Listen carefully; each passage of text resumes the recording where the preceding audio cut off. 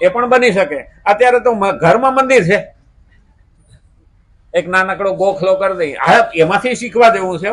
2 by 2 ફૂટનો ગોખલો હોય ને એમાં આપણે 4-5 દેવને બેહાડ્યા હોય. બોલો, હા, એ કોઈ બાંધ્યા નથી કે આખું તારું ત્રિશૂળ રાખ, મને તારી તલવારની અણી અડે છે કે એવું કોઈ કીધું એને નહીં.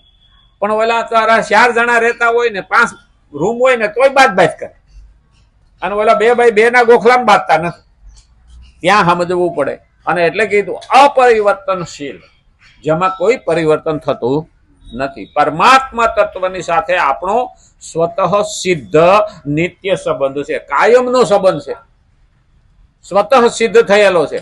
કારણ કે ભગવાને 15મા અધ્યાયના 7મા શ્લોકમાં કીધું, મને અંશ જીવલોકે જીવભૂત સનાતન, તું તો મારો અંશ છે. તો સ્વતઃ સિદ્ધ સંબંધ બંધાઈ ગયો ને. ખરેખર આપણે પહેલા સમજવું જોઈએ, અલા એક સામાન્ય લોકો પાસે ભીખ માગીને નેતા બન્યો હોય, કોઈ નેતા ખોટું ન લગાડવો, તો ઘેરે ઘેરે જઈને માગે જ છે ને, મત આપો મત આપો. એ શું થયું? હા, પછી આપણે આપીએ છીએ, એ શું થયું? મતદાન. આપણે દાન આપીએ, લેવા વાળો હોય તો જ આપીએ ને દાન. હવે એનો છોકરો બજાર વધારે નીકળે તો આમ કોલર ટાઈટ કરી નીકળે, મારો બાપ નેતા છે. તો માણસને આ ભગવદ્ ગીતાનો શ્લોક જો મગજમાં ઉતરી જાય ને કે હું તો ભગવાનનો અંશ છું, તો મારો બાપ કોણ છે? ત્રિલોકનો નાથ. તો કોલર ટાઈટ રહેવો જોઈએ કે ન રહેવો જોઈએ? મારો બાપ ત્રિલોકનો નાથ છે. આ ભક્તોની ખુમારી આ હતી. ઘણા એવો કે બાપડો બિચારો આ છે તે છે, કે સુદામા નરસિંહ મહેતા ગરીબડા હતા, એ કે ગરીબ કઈ નહોતા.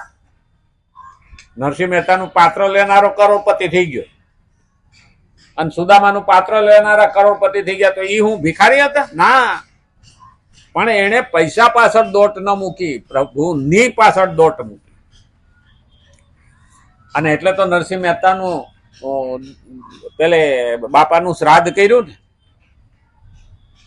એ એના ઘરવાળાને, નરસિંહ મહેતાના ઘરવાળાને દુઃખ લાગ્યું એટલે કીધું હતું. કારણ કે હર વખતે મોટો ભાઈ શ્રાદ્ધ કરતો હતો અને આ લોકોને જમવાનું આમંત્રણ આપતા. નરસિંહ મહેતા તે દિવસે ભજનમાં ગયા અને નરસિંહ મહેતાના મોટા ભાઈ ઘેરે આવ્યા તો નાના ભાઈની બહુ એકલા હતા, એટલે ઘરમાં ઊભા રહી અને વાત કરી તો ખીજાવા માંડ્યા મોટા ભાઈ. તારો ધણી કે ટીલવા તાણી તાણીને કે નગરી ભજન જ કર્યા કરે છે, કોઈ દી બાપાનું હરાજ કર્યું? મોટા ભાઈએ ન કહેવાના વેણ કીધા અને બાઈને લાગી આવી કે તમે મોટા ભાઈ છો, હર વખતે કયો છો એટલે અમે આવીએ છીએ, તો એટલે અમે શ્રાદ્ધ નથી કરતા, છતાં હું કહીશ તમારા ભાઈને. હવે કોઈ દી બહુ બોલે નહીં, તેથી બોલ્યા. નરસિંહ મહેતા ભજનમાંથી આવ્યા એટલે નરસિંહ મહેતાને વાત કરી કે મારે ભૂલ હોય તો માફ કરજો, હું ભાઈ હારે આવી રીતે બોલી, મોટા ભાઈ હારે, એ એમ કહેતા. તો એમ કરો ને, આપણે હરાજ કરીએ, બાપાનું નાખીએ. સારું કે તને એવું ઈચ્છા હોય તો લાય. એટલે કે હું તો કે આ ઘી લેતા આવો, લ્યો આપણે બાપાનું હરાજ કરવાનું. ઘી લેવા ગયા ને કોકે ભજનમાં બેહાડી દીધા. આમંત્રણ દઈ આવજો, તો એ તો ઓટલે જઈને આમંત્રણ દઈ આવ્યા. તો ઓલા આવ્યા તો નરસિંહ મહેતાને હેરાન કરવા હાટું થઈને હરતમાં ઓલા મસ્કરી કરી કે આખી નાઈટ ને નરસિંહો કહી ગયો કે જમવા જવાનું. હવે ન્યાય એને ઉધડો લીધો, કારણ કે માણસ છે ને હેરાન કરવા ધારે ને તો ન કરવાનું કરે. એટલે નરસિંહ મહેતા એ કઈને આવતા રહ્યા જમવા આવવાનું, અને પોતે પેલી તપેલી લઈને ગયા. દેખો કે ભજનમાં બેહાડી દીધા. ઉપાધિ ભગવાન ને થઈ કે આવડો અહીં બેસી ગયો મારા કામમાં, અને ઘેરે કે બધા રાહ જોહે. એટલે ભગવાન ઉપડ્યા. રૂકમણી કે ક્યાં જાવ છો? કે મારા કે ભક્તના બાપાનું હરાજ કરવાનું છે. તો હું આવું. તો બીજું તૈયાર થયું. એ કે હાલો વેહ બદલો. તો એ આવ્યા એટલે હવે ભાઈ ત્રિલોકનો નાથ આવે તો દેવો બધા આવે કે ન આવે? બધા દેવો આવ્યા, યાદુ કુડે આવ્યું, અમે આવીએ. ભગવાને ભાઈ બધા આવ્યા પછી તો અન્નપૂર્ણા આવ્યા વિના રે ખરા?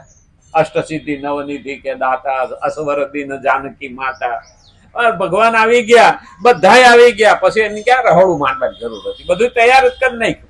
હવે ઘરવાળી જેની લક્ષ્મી હોય, હા, અને નાઈટ ભેગી થઈ કે આ ટીલવો હું ખવડાવશે, કે મારો બેટો ભજન જ કિરાક કરે છે. અને બધાને ખાવા બેહાડ્યા ને તો પાટલા ઉપર હોનાના પાટલા, થાળી, વાટકા, ગલાસ બધું હોનાનું, ચમચીથી માંડી. ઓલા બધા કે મારો બેટો ટીલવા તાણીને રખડે છે ખરો, પણ મારો બેટો ઘણું ધન ભેગું કરીને બેઠો છે. એને એ નો ખબર પડે કે આ ભગવાન આવ્યો છે, પણ નરસિંહ મહેતાનું રૂપ લઈને ભગવાન આવ્યા હતા. બધાને ધરાઈને જમાડ્યા.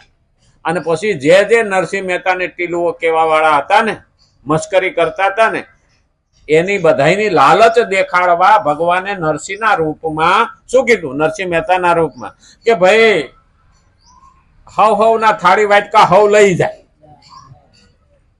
ઓલા કે ઈ જલસા, નહીતર આ બધા શેઠિયા એમ કે નાગરી ના, અમે છે ને પતરાવડા ઉપાડીએ આવી મોટાઈ. એ ભગવાને બધાને એઠા વાસણ ઉપડાવે. એ બધા ભલે કપડા બગડે તો કે બીજા લઈ લે, પણ એટલું હોનાનું મળતું હોય, આને લાલચ કહેવાય.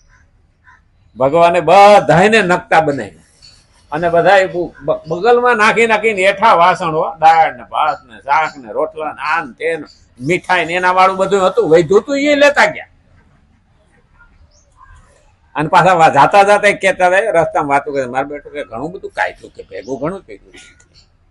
હા, અને જયારે નરસિંહ મહેતા આવ્યા ને ત્યાં ઘરવાળી કીધું સરસ મજાનું. અરે કે આ બધું શું છે, એ કેતા આપણે હરજ ન કર્યું.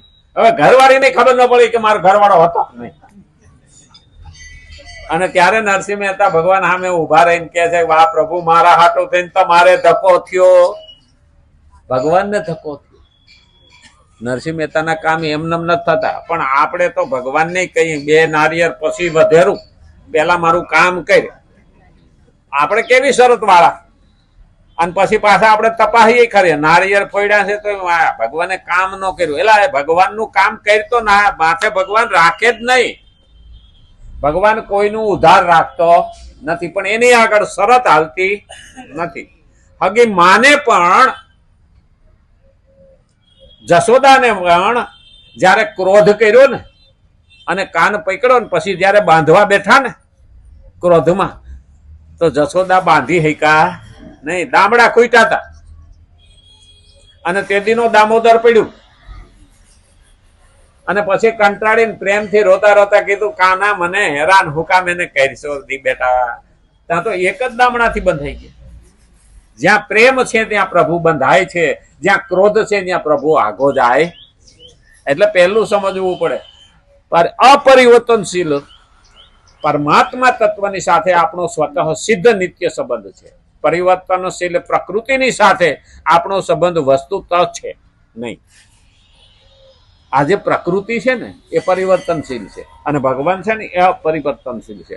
પણ આપણો સંબંધ કેવો બંધાઈ ગયો છે, કોની હારે બંધાઈ ગયો છે? પ્રકૃતિ. એ કાયમ પરિવર્તન. આ પ્રકૃતિ એટલે 3 પ્રકારની પ્રકૃતિ. સ્વભાવ, એને પણ પ્રકૃતિ કહી. પછી આ દુનિયામાં જેટલું દેખાય એને પ્રકૃતિ કહી. અને રજોગુણ, તમોગુણ ને સત્વગુણ, આને પ્રકૃતિ કહે. આ 3ય પરિવર્તનશીલ છે. સ્વભાવ પરિવર્તન આવતું જ જાય. સ્વભાવમાં આપણે નાના હતા અને પછી મોટા થયા, સમજણા થયા, આ થયું તે. સ્વભાવ સુધારવો પડે, નો સુધારે ને તો ગાભા નીકળી જાય. એવો ને એવો તો રહે નહીં. પરિવર્તનશીલ સ્વભાવ છે, પરિવર્તનશીલ પ્રકૃતિ છે. શિયાળો, ઉનાળો, ચોમાસું, હા, હેમંત, શરદ અને વસંત, આ 6 ઋતુ બદલે કે નથી બદલતી? અત્યારે પાંદડા ખેર્યા પછી નવા પાંદડા આવે. પરિવર્તનશીલ છે, પ્રકૃતિ પરિવર્તનશીલ છે, અને એની હારે જ આપણે સંબંધ બાંધી લઈએ. તો અપરિવર્તનશીલ છે એની હારે આપણે સંબંધ બાંધતા નથી. અને એટલે કીધું છે કે પરિવર્તનશીલ પ્રકૃતિ સાથે આપણો સંબંધ વસ્તુ તો છે જ નહીં, કેવળ માની લીધેલો છે. આપણે એની હારે માની લીધેલો છે. આ મારું, આ મારું, આ મારું. હા, મારું કહીએ એનો વાંધો નહીં, પણ વળગી રહીએ ને એનો વાંધો. વળગી રહેવામાં મજા નહીં. મમતા મરે નહીં, એનું મારે શું કરવું? આ ભજન છે. મારું છે એનો વાંધો નથી, પણ વળગી રહેવું ને એ જ દુઃખી કરે. વળગી રહીશું તો આપણે વધારે દુઃખી થઈશું. અને ક્યાંક જીવ ચોંટી ગયો ને તો ગતિ થાહે નહીં. બાકી જવાનું તો નક્કી છે. અને એટલે કીધું છે આપણો સંબંધ વસ્તુતઃ છે જ નહીં, કેવળ માની લીધેલો છે. પ્રકૃતિ સાથે માની લીધેલા સંબંધને જો વિચાર દ્વારા દૂર કરીએ તો તેને જ્ઞાન યોગ કહે છે. વિચાર વિના કર્મ થતું નથી. વિચાર એટલે જ્ઞાન. મગજમાં વિચાર હારો આવે તો સારું કામ થાય, અને વિચાર હારો ના હોય તો કામ પણ સારું ન થાય, અને વાણી પણ સારી નીકળે નહીં. કુવામાં હોય એવું વાડામાં આવે. અંદર જેવું હોય વિચાર, વર્તન ને વાણી, આ ત્રણેય વસ્તુ એક વિચારથી જ થાય છે. સારો વિચાર આવે, સારી વાણી નીકળે અને સારું વર્તન થાય.